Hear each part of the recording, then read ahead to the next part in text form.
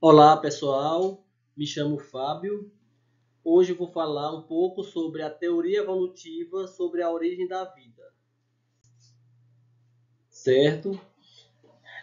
E antes de adentrarmos sobre a teoria sobre a origem da vida, vamos entender um pouco sobre os relatos da origem da vida na Terra, né? A literatura e a ciência nos relatam que a origem da vida na Terra ocorreu há cerca de 3,6 bilhões de anos na água. Tá? A origem da vida na Terra está relacionada com a existência de uma sopa primordial. Né? Essa sopa primordial é uma teoria que postula que a vida na Terra surgiu a partir de uma mistura de compostos orgânicos, certo? É também conhecida como sopa probiótica ou caldo probiótico. Nessa sopa primordial, né, os compostos orgânicos deram origem às moléculas orgânicas simples, que são os aminoácidos.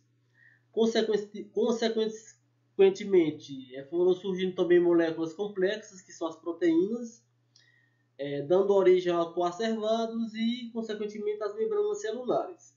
Tá? A partir daí, a ciência nos relata que foram os primeiros registros de sinais de vida na Terra. E aqui eu trouxe uma imagem que explica o que eu acabei de falar, né, sobre como foi surgindo os primeiros sinais de vida. Teve toda uma questão de calor dos vulcões, descargas elétricas, radiações solares, né, que se juntaram com os compostos orgânicos presentes na época, o amônia, hidrogênio, metânio, nitrogênio, gás e o vapor de água, e foi originando as moléculas orgânicas simples, né?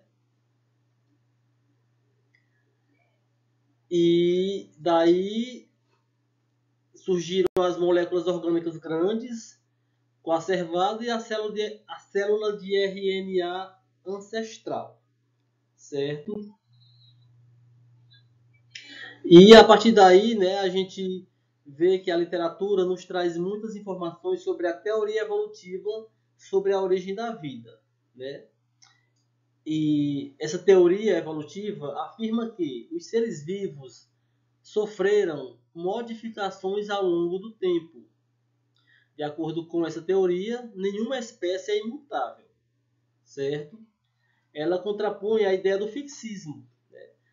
A ideia do fixismo é a ideia de que afirma que todas as espécies surgiram no planeta, assim como são nos dias atuais. Tá? Mas a teoria evolutiva nos mostra que há evidências de modificações e evolução dentre as espécies, nos organismos das espécies, certo? Sendo que a teoria evolutiva mais aceita atualmente é a de Charles Darwin, certo? A teoria darwinista, postulada por Charles Darwin, é conhecida como darwinismo, e ela defende a ideia de que as espécies de seres vivos mudam ao longo do tempo. Essa teoria foi proposta pelo naturalista britânico Charles Darwin, né, como já foi especificado aí, destacado na verdade.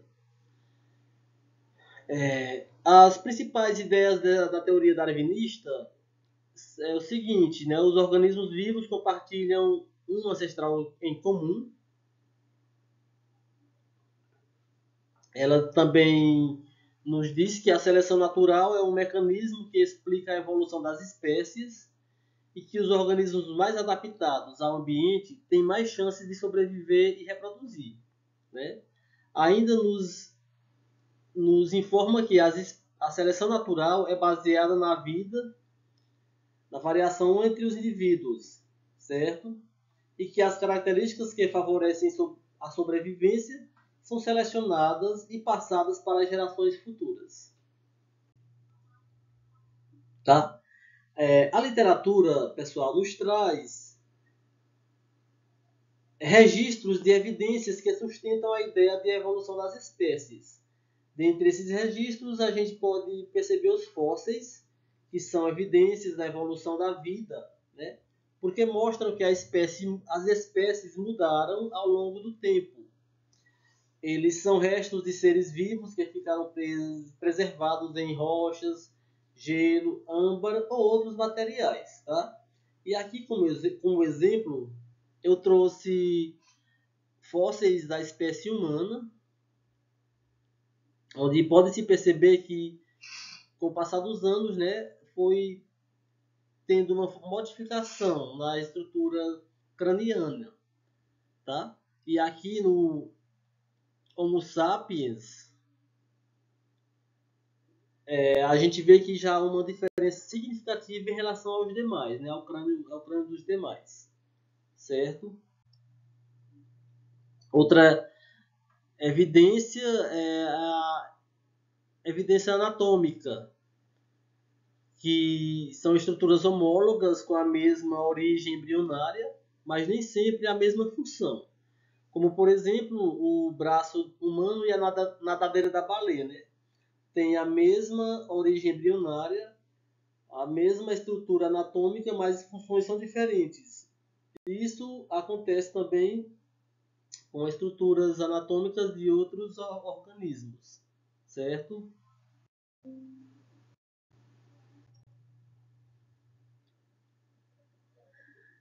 Também tem são as evidências embrionárias, né? Que sustentam a ideia da evolução das espécies. Né?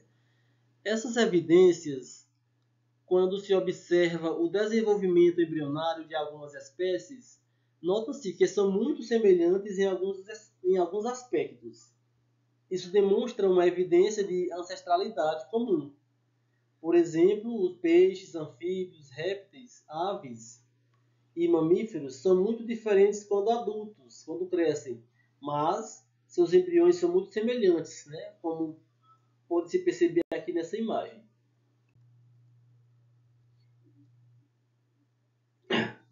Também, outra evidência que sustenta a ideia da evolução das espécies é a evidência molecular, né? Que é o código genético. Nessa evidência, em nível molecular, o fato de todos os seres vivos utilizarem o mesmo código genético representa mais uma evidência de que a vida na Terra evoluiu a partir de um ancestral comum, único, certo? E ainda a molécula de ATP como fonte de energia é usada por todas as fases de vida existente na Terra, certo? Então, pessoal,